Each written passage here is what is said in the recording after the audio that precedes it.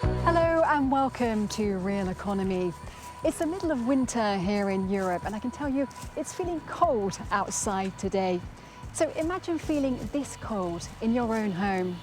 Well, that's the case for tens of millions of Europeans who can't afford to heat their homes as they're dealing with the current COVID crisis and soaring energy prices.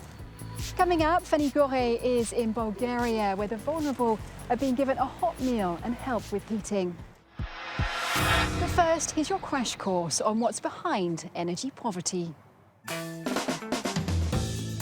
Over 35 million Europeans are unable to keep their homes warm this winter. That's the equivalent of the entire populations of Greece, Portugal, Hungary and Ireland combined, having to decide between heating their homes and putting food on the table. The two root causes of energy poverty are low incomes and living in buildings with low energy efficiency.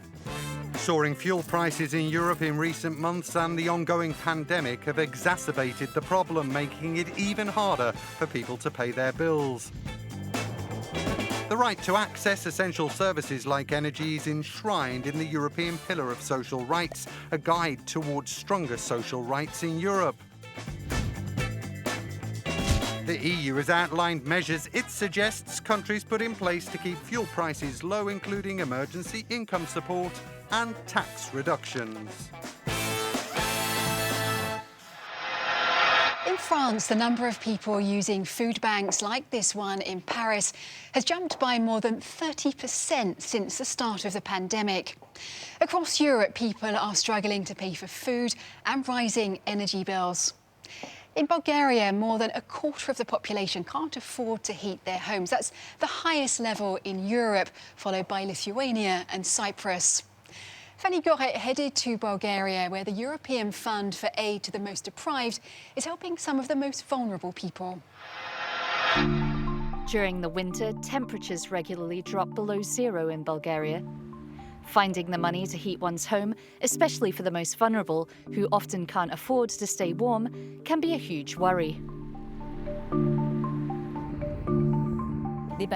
Poorly insulated buildings, low incomes and rising energy prices are the main causes of energy poverty. Koshiranovo is a small mountain village in the west of the country. Nicola, 71, lives here alone. He receives a small pension of around €150 a month, about half the minimum salary. Nicola receives an energy allowance paid by the government, and with this money, he is able to buy wood for his stove. In October, I received 520 lev for the firewood. That's for the whole winter. 500 lev is for 5 cubic meters. I bought 8 and paid the rest out of my own pocket. A cubic meter used to cost 75 lev. Now it's 90. It's 15 lev more. Soaring energy prices have hit Nicola hard. Even if he receives medical aid and a COVID bonus for retired people, he still struggles to pay his bills, medication and food. It's the reason why he also gets a meal every day thanks to the programme called A Warm Lunch for the Soul. The initiative is financed by FED, the Fund for European Aid to the Most Deprived. That's lentils and potatoes. I cannot complain. I'll survive. In 2020, more than 15 million Europeans like Nicola benefited from food aid thanks to the European Fed Fund. 62-year-old Evelina lives in the same village. Despite her disability, she takes care of her parents alone.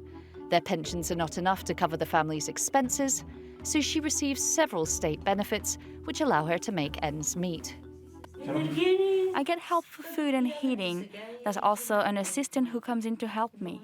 It's much better. At least I don't have to cook now. The price of energy is a significant proportion of the cost of living in Bulgaria. In 2018, it represented around 16% of expenditure, while in Sweden, average energy costs were around 4%. Evelina has bought a more energy-efficient stove that burns pellets. We bought 2 tons. I hope that will be enough. I'm economizing when it comes to our pensions. Heating is important. A combination of national and European aid, such as the Warm Lunch for the Soul initiative, which Evelina and her family also receive, is one of the main ways the European Social Fund Plus seeks to tackle energy poverty. and poverty more generally. In Brussels, the European Commission insists this combined support is vital. In the current situation, it proved very important for the poor people that the food and basic material assistance provided through the FEAD program is also accompanied well by national policies and national measures, reducing the burden to personal income for poor people, for keeping their houses warm or buying the medications that elderly people need, and keeping a balanced and reasonable life. I'm going to be speaking to Thomas Pellerin-Carlin, the director of the Jacques Delors Energy Centre, to get his take on Europe's energy poverty crisis. How can we be in a situation in Europe where millions of people can't afford to heat their homes? I mean, it's basic, isn't it? Yeah, absolutely. And this is the result of past choices we made, which are choices to build an inefficient system that is based on the use of fossil fuels. And therefore, because of that, we happen to be in a situation where tens of millions of Europeans cannot properly heat their homes. And this worsens every time we have a fossil fuel crisis and a shock coming from fossil fuel prices. Many European countries have been rolling out measures to help. How much of a difference are they making? We know that the countries that are doing the best are clearly the countries where policies that incentivize the switch to renewables and the switch to efficiencies. Energy poverty is worse in the south of Europe. And so that's a bit counterintuitive. Like you would imagine that the colder the country, the worse energy poverty is. But it's actually the reverse. And because energy poverty is not the result of geography or nature, it is a result of political choices. If Sweden is doing fine now, it's not because of the current Swedish government, but because of 30 years of Swedish investment in renovating houses, in developing renewable heating systems. In your view, what needs to be done at a European level? So to me, there are three things. Part of the European Green Deal, in our view at the Jacques Delors Institute, should be about making sure that each family can properly heat their home in the winter. That should be a political objective, first and foremost. How do we implement that? First is through regulation. And so that means that we mandate the renovation of poorly insulated buildings whenever they're rented or they are sold. And the third thing is provide funding to support those kind of renovation, especially for the most poor countries like Bulgaria.